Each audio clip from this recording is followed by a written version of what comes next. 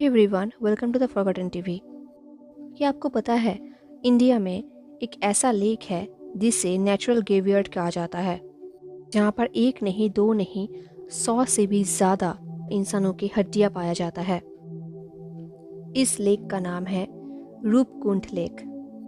ये लेक उत्तराखंड में है। सी लेवल से 16,000 फीट ऊपर हिमालयास में एक स्मॉल फ्रोजन लेक है। साल के ज़्यादातर टाइम ये ठंड के वजह से फ्रोजन ही रहता है, बट समर के टाइम जब ये बर्फ़ गलता है तब उस लेक के अंदर से 100 से भी ज़्यादा ह्यूमन स्केलेटन निकलता है। स्कल्स हो, बोन्स, रिब्स, कभी कभी एंटायर बॉडी। ये जगह हिमालयास के त्रिशूल पीक के बेस के पास में ही है। ये एक रिमोट प्लेस है, यहाँ पर आसानी से जाया नहीं जा सकता। यहाँ पर जाने के लिए snow, cleaves and thin oxygen में ट्रेकिंग करना पड़ता है। इस रूपकुंड नदी को स्केलेटन लेक भी बोला जाता है। सेंचुरीज तक किसी को पता नहीं था कि इस आइस के अंदर है क्या, बट 1942 को जब इंडिया पे ब्रिटिश रूल चल रहा था तब एक फॉरेस्ट रेंजर का नाम था हरे कृष्ण माधवाल।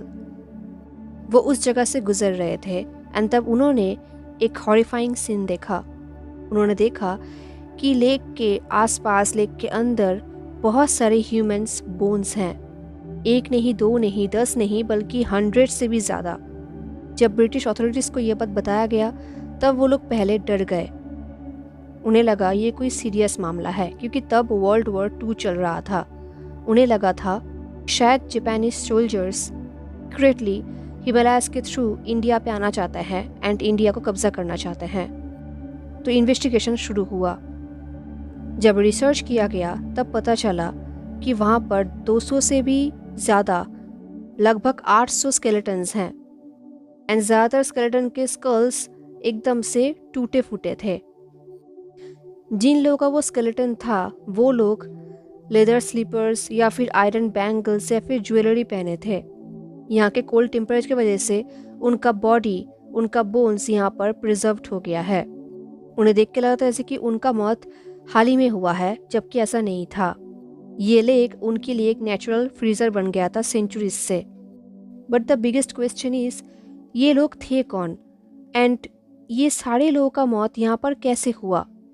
शुरू में सबको लगा कि शायद आर्मी थे ये लोग, शायद ये कोई एंशंट आर्मी थे जो माउंटेन को क्रॉस कर रहे थे एंड उनका यहाँ पर मौत हो गया। दूसरा थ्योरी ये था शायद ये लोग कोई रिलीजियस ग्रुप थे जो तीर्थ यात्रा कर रहे थे एंड यहाँ पर मौत हो गया। तीसरा थ्योरी ये था शायद इनको कोई डिजीज हुआ था, इनका मौत हो गया है एंड दैट्स व्हाई उनका बॉडी को यहाँ पर एबंडन किया गया है। बट उनके स्कल पे जो इंजरी था, भी थ्योरी उन इंजरीज को एक्सप्लेन नहीं कर पा रहा था। उनके स्कल पे एक राउंड डीप फ्रैक्चर्स थे। ये कोई तलवार का कट या फिर कोई एरो का कट नहीं था, कुछ और था। 2004 में साइंटिस्ट ने उन स्केलेटन्स का डीएनए टेस्ट किया, रेडियो कार्बन डेटिंग की एंड रिजल्ट्स देख के वो लोग शॉक्ड हो गए थे। वो सारे स्केलेटन्स एक ही टाइम के नहीं थे, उनका मौत डिफरेंट टाइम में हुआ था। Kind of 2 completely different group थे एंड दोनों ग्रुप में हजारों सालों का गैप था। ग्रुप 1 का स्केलेटन 9 सेंचुरीज का है एंड शायद साउथ एशियन ओरिजिन भी, एंड ग्रुप 2 19 सेंचुरीज का है एंड इनमें से कुछ लोग मेडिटेरियन एंसेस्टरी भी हैं। शायद ये लोग ट्रैवलर्स थे। इससे ये मिस्ट्री और भी ज़्यादा बड़ा होता गया। आई मीन डिफरेंट सेंचुरीज के लोग एक ही जगह पर एक ही टाइप का मौत कैसे हो सकता है? जब उनके स्कल के फ्रैक्चर्स को एग्जामिन किया गया तब पता चला कि उनके स्कल पे जो इंजरीज था वो सर्कल शेप का है, हर एक इंजरी सिमिलर साइज का है एंड एकदम स्कल के ऊपर है एंड उनके बॉडी में कोई भी डिफेंसिव कट वगैरह नहीं था। तो मतलब आसमान से कुछ गिरकर उनके स्कल पे ये फ्रैक्चर हुआ है एंड उनका मौत हुआ है। रिसर्चर्स ने आसपास के गांव वालों से इसके बारे में पूछा तो उन लोगों ने कहा कि बहुत पुरानी एक कथा है जहाँ पर यह कहा जाता है कि एक राजा ने एक देवी को बहुत गुस्सा दिलाया था जब वो माउंटेन्स के थ्रू ट्रैवल कर रहे थे तो देवी ने उन्हें पनिशमेंट दिया था। तो ऊपर से लोहे की तरह हार्ड आइस बॉल्स गिरा था, बर्फ के गोले। ये कहानी सुनकर साइंटिस्ट को रियलाइज हुआ कि शायद ये लोग कोई मैसिव हेलस्टॉर्म के बात कर रहे हैं, बर्फीला तूफान, क्योंकि ये प्लेस 16,000 फीट एल्टीट्यूड में है। वहाँ का हेलस्टॉर्म बहुत ज़्यादा लार्ज एंड हेवी हो सकता है एंड उस जगह के आसपास कोई शेल्टर वगैरह भी नहीं है, तो उन लोगों को वहाँ पर जाने का कोई जगह नहीं था। दैट्स वाई हेलस्टॉर्म के दौरान बर्फ़ के गोले उनके सर के ऊपर गिरा, दैट्स वाई उनका वहाँ पर मौत हो गया। एंड उनके सर पे जो सर्कल फ्रैक्चर का निशानी है एंड उनके बॉडी में जो वेपन्स का कोई भी इंजरीज नहीं है, इससे ही पता चलता है कि बर्फ़ का गोला ही गिरा होगा। बिकॉज एक ही टाइम पे इतने सारे लोगों का मौत सिर्फ इसी कारण से हो सकता है। आसपास के गांव वाले की स्टोरी कुछ ऐसा था। एक टाइम में एक राजा हुआ करता था जिसका नाम था जसधवल। कन्नौज के राजा थे। वो अपने प्रेग्नेंट रानी को लेकर एक बहुत ही सीक्रेट तीर्थ यात्रा कर रहे थे। उनके साथ बहुत सारे डांसर, सर्वेंट्स एंड बहुत सारे लोग भी थे। वो लोग बहुत ही लग्जरी तरीके से ये तीर्थ यात्रा कर रहे थे एंड ये देखकर नंदा देवी बहुत ही गुस्सा हो गए थे कि कोई इतना लग्जरी स्टाइल से तीर्थ यात्रा कैसे कर सकते हैं। एंड दैट्स वाई वहाँ पर सडनली हिल स्टॉर्म शुरू हुआ। बहुत बड़ी तूफान आ गई, कोई भी वहाँ पर बच नहीं पाया। एंड इंटरेस्टिंग फैक्ट ये है कि उसी रास्ते से हर 12 साल में नंदा देवी राज जट तीर्थ यात्रा होता है जो उसी रास्ते से गुजरता है। तो कुछ लोगों को लगता है शायद 9th सेंचुरी में भी यही तीर्थ यात्रा हो रहा था जब उनका मौत हो गया था। बट अभी भी एक बिग सवाल आता है एंड वो ये है कि सेकेंड ग्रुप के स्केलेटन्स में से कुछ स्केलेटन मेडिटेरियन रीजन का है। सवाल ये आता है कि 1800 के दौरान मेडिटेरियन रीजन के लोग हिमालयास पे ट्रेकिंग क्यों कर रहे थे?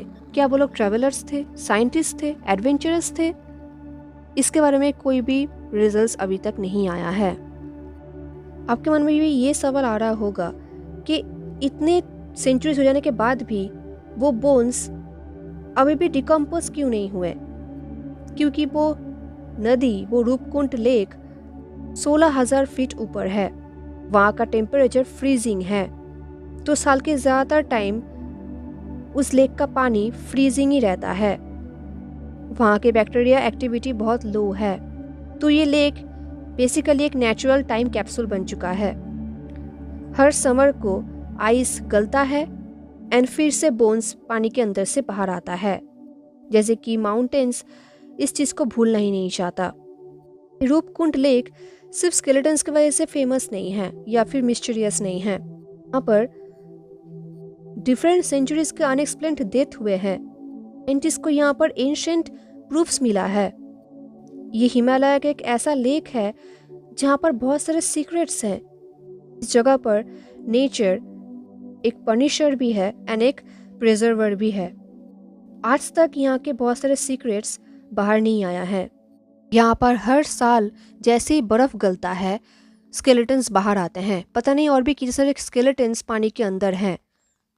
ये रूपकुंड लेक सिर्फ एक लेक नहीं है, ये एक नेचुरल फ्रोजन ग्रेवयार्ड है जो शायद हिट नहीं होना चाहता। तो इससे यही पता चलता है कि नेचर एक मैजिक की तरह है जो ब्यूटीफुल तो है ही, उसके साथ साथ कभी कभी डेंजरस भी हो सकता है। एंड वो कहते हैं ना, हर मोस्ट ब्यूटीफुल चीज़ें भी डेंजरस होते हैं, पॉइजनिंग होता है। तो ये भी कुछ ऐसा ही है। हेलो एवरीवन, तो कैसा लगा आपको ये स्टोरी, ये कहानी ज़रूर बताना। मिलते हैं नेक्स्ट कहानी पे, तब तक के लिए take care, stay safe, bye.